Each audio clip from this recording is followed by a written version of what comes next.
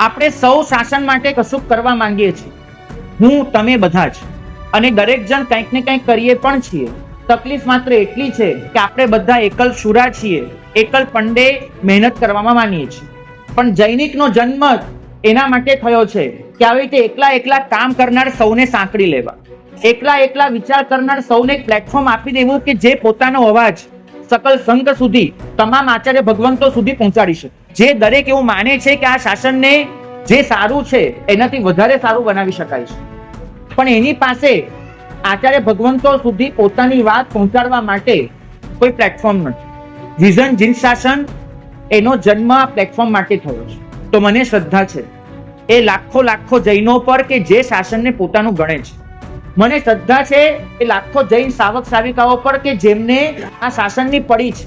જૈન શાસનની સેંકડો સંસ્થાઓ એનું એક સંગઠિત માળખું રચાશે અને બધા જ વિચારો એ પ્રાયોરિટીના ધોરણે તબક્કાવાર અમલમાં આવતા જશે.